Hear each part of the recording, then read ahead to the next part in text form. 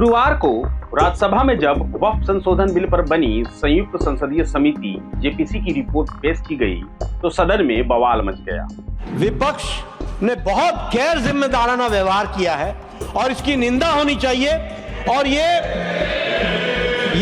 तुष्टीकरण की राजनीति है। सबसे बड़ा क्वेश्चन ये है कि कुछ लोग देश को तोड़ने की साजिश करते हैं। विपक्षी दलों ने जमकर नारेबाजी की और सरकार पर वक्फ बोर्डों को कमजोर करने का आरोप लगाया। हंगामा इतना बढ़ा कि सभापति को कार्रवाई स्थगित करनी पड़ी। इस प्रवृत्ति को मैंने गंभीरता से लिया है। 3 सदस्यों ने जो विशेषकर आचरण किया है, उस आचरण पर यदि अगर आज सदन समय समाप्ति के पहले कोई निर्णय नहीं लेती है तो इसके दूरगामी परिणाम होंगे। नमस्कार, जोहार, मैं अभिषेक आनंद और आप जुड़े हैं प्रभात खबर के डिजिटल प्लेटफॉर्म के साथ। जेपीसी ने अपनी रिपोर्ट 15-11 के बहुमत से पारित, जिसमें कई बदलाव शामिल किए गए, लेकिन विपक्ष ने इन बदलावों पर सख्त आपत्ति जताई और असहमति पत्र यानी कि डिसेंट नोट भी सौंपा। उनका कहना है कि सरकार एक तरफा तरीके से इस बिल को आगे बढ़ा रही। विपक्षी दलों का कहना है यह बिल मुस्लिम समुदाय के संवैधानिक अधिकारों पर सीधा हमला है। उनका आरोप है कि सरकार वक्फ बोर्डों की स्वायत्तता को खत्म करना चाहती है और उनके कामकाज पर अनावश्यक दखलंदाजी कर रही है। जिस तरीके से सारी कार्रवाई कमेटी की हुई उसमें भी पार्शियलिटी की गई, उसमें इंडिपेंडेंट तरीके से सारे जो भी इनपुट्स थे उनको इंक्लूड नहीं किया गया। तो ये जो बिल है इसका हम विरोध करते हैं। It is unconstitutional and it is against the rights of minorities in this country. तो बिल्कुल हम लोग इसके शुरू से ही खिलाफ में थे, लेकिन जेपीसी के माध्यम से बहाना दिया गया कि हमारी बातें, हमारे जो विरोध हैं उनको भी संज्ञान में लेकर इंक्लूड किया जाएगा, लेकिन ऐसा नहीं हुआ है। कई डिसेंट नोट्स जो एमपीज़ के हैं, जो लोग जेपीसी में थे, उनको एडिट करके इसमें डाला गया है और जितनी भी उनको चिंता थी उनको ठीक तरीके से रिजॉल्व करके इंक्लूड नहीं किया गया है। So there was no point of the JPC.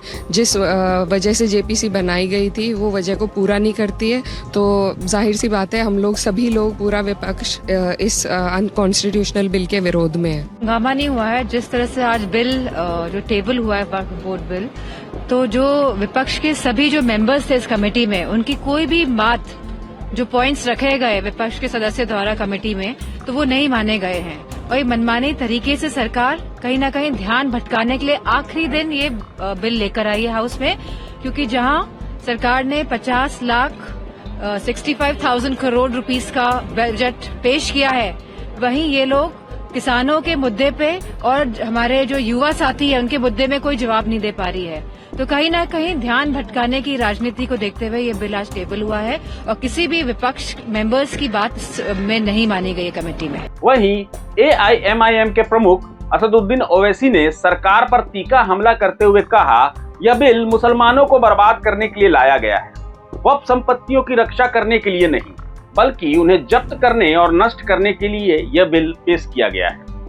Owaisi ने सवाल उठाया कि वक्फ संपत्तियों के प्रबंधन में गैर मुस्लिम सदस्य को शामिल करना असंवैधानिक है। उन्होंने इसे मुस्लिम धार्मिक स्थलों पर सीधा हमला करार दिया है। जो हमारे ऑनरेबल मेंबर्स ने भी कहा है ज्वाइंट वर्किंग कमेटी वक्फ के, मैं उससे एग्री करता हूं। एक बात आप समझिए कि ये वक्फ का जो बिल लाया जा रहा है, ये सिर्फ और सिर्फ ना सिर्फ अनकॉन्स्टिट्यूशनल है, fundamental rights article 14, article 15, article 29 का ग्रेव वायलेशन है।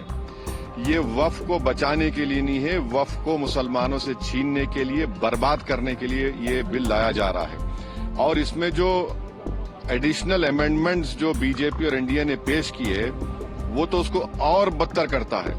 आप बताइए कि कैसे मुस्लिम वक्फ प्रॉपर्टीज में नॉन मुस्लिम को मेंबर रखा जाएगा, कैसे आप कलेक्टर एंड अबव ऑफिसर्स को पावर देंगे, कैसे कलेक्टर डिसाइड करेगा कोई वक्फ प्रॉपर्टी है या नहीं, कैसे आप ईवाईक्यू प्रॉपर्टीज को का सेक्शन खत्म कर रहे हैं, कैसे आप लिमिटेशन एक्ट को अप्लाई कर रहे हैं जो हिंदू धर्म के प्रॉपर्टीज के ऊपर, सिख धर्म के और क्रिश्चियन धर्म पर अप्लाई नहीं होता है।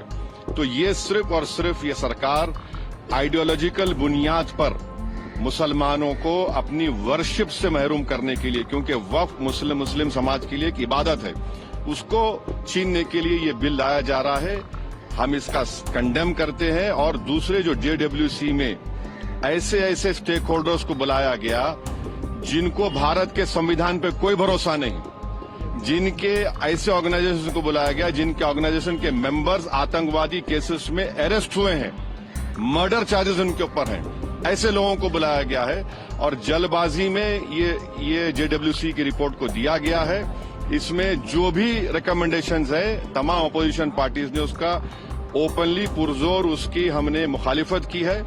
और आज स्पीकर साहब से हमने जो मुलाकात की थी, स्पीकर साहब के इंटरवेंशन के ऊपर जो डिसेंट रिपोर्ट्स अपोजिशन MPs के थे जिसको रिडैक्ट कर दिया गया था, उसमें से 70% रिडैक्टेड वर्जन को शामिल करने का स्पीकर साहब ने एश्योरेंस दिया है, जो आज होम मिनिस्टर ने भी उसको कहा है। मगर ये जो बिल लाया जा रहा है ये वक्फ को बचाने के लिए नहीं, वक्फ को बर्बाद करने के लिए, मस्जिदों को, दरगाहों को, कब्रिस्तान को मुसलमानों छीनने के लिए लाया जा रहा है और इसका मुस्लिम समाज रिजेक्ट कर चुका है। सरकार इन आरोपों को खारिज कर रही है। भाजपा सांसदों का कहना है कि इस बिल का मकसद किसी समुदाय के अधिकारों को खत्म करना नहीं, बल्कि वक्फ संपत्तियों को बेहतर प्रबंधन के लिए पारदर्शिता और जवाबदेही में लाना है। सरकार के मुताबिक वक्फ संपत्तियों में अवैध कब्जे और भ्रष्टाचार की शिकायतें लगातार आती रही हैं। इस बिल के जरिए प्रशासनिक सुधार किए जा रहे हैं ताकि संपत्तियों का सही तरीके से इस्तेमाल हो सके। राजनीति करनी है, मुस्लिम समुदाय के लिए एक बहुत अच्छा संदेश है कि अब उनकी जिंदगी आसान हो जाएगी। जो उनके साथ जो अत्याचार होता था कि कभी भी उन की जमीनों पर नोटिस आ जाती थी, अब वो सारे मुसलमान समुदाय के लिए ये आज का दिन ही बहुत खुशखबरी है कि अब उनका हक कोई उनसे छीनेगा नहीं, अब कोई गुंडागर्दी उनके साथ नहीं होगी। ये जो वक्फ के नाम पर जो गुंडाई होती थी वो बंद होगी। तो मुस्लिम समुदाय के लिए बहुत ही अच्छा दिन है। मैं सभी वो समुदाय को, वो सभी गरीब को, मजलूमों को जिनकी कोई नहीं सुनता था, वक्फ के नाम पर जिनकी जमीनें ले ली जाती थी, छीन ली जाती थी, सबको बहुत बहुत साधुवाद है और शुभकामनाएं हैं कि अब उनकी जिंदगी बहुत आसान होगी। हक से और हकीकत के साथ अब उनकी चीजें उनके पास रहेगी, उनका पेपर उनके पास रहेगा। सबसे बढ़िया बात तो ये हो गई इस बिल के नाम। वक्फ की संसदीय समिति की रिपोर्ट JPC की आज रख दी गई है। इसमें पूरी चर्चा हुई थी। चर्चा होने के बाद ये मानस आया और आज राज्यसभा में भी स्पष्ट किया गया किसी का कोई छूटा नहीं है, किसी का डिसेंट नोट को अलग नहीं रखा गया है, सब शेड्यूल में है। और आज माननीय गृह मंत्री ने कह दिया लोकसभा में कि माननीय स्पीकर साहब देख लें, अगर कोई छूट गया है तो उसको इंक्लूड कर लें। लेकिन बड़ी बात यह है कि ये लोग तुष्टीकरण पर इनकी सुई अटकी हुई है।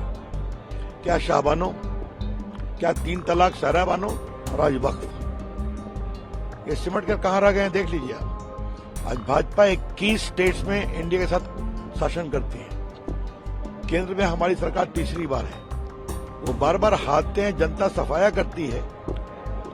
तो ये बिल अब चर्चा में आएगा, अपनी बात कहें। लेकिन विपक्ष के लोगों को एक बात मैं बहुत विनम्रता से कहना चाहूंगा, आपको अपनी बात कहने का अधिकार है, आपकी बात मानी ही जाए ये तो जरूरी नहीं है ना।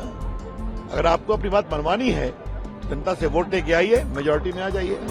आइए जानते हैं इस बिल का सफर।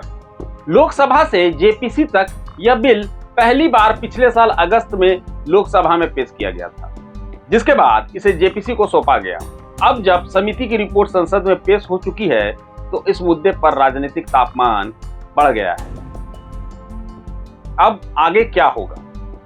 विपक्ष इस बिल को धार्मिक अधिकारों पर हमला बता रही है, वहीं सरकार इसे प्रशासनिक सुधार के तौर पर पेश कर रही है। संसद के भीतर और बाहर दोनों जगह इस मुद्दे पर बहस जारी रहने की उम्मीद है। सवाल यह है कि क्या यह बिल सच में वक्फ बोर्डों को कमजोर करेगा या पारदर्शिता बढ़ाएगा? आपकी राय क्या है, हमें कमेंट सेक्शन में जरूर बताएं। और अगर आपको ये वीडियो पसंद आया हो तो इसे लाइक करें, शेयर करें और चैनल को सब्सक्राइब करना ना भूलें। फिलहाल इतना ही, मुझे दीजिए इजाजत, मगर जुड़े रहें प्रभात खबर डिजिटल के साथ। प्रभातखबर.com, विश्वास वही, रफ्तार नहीं।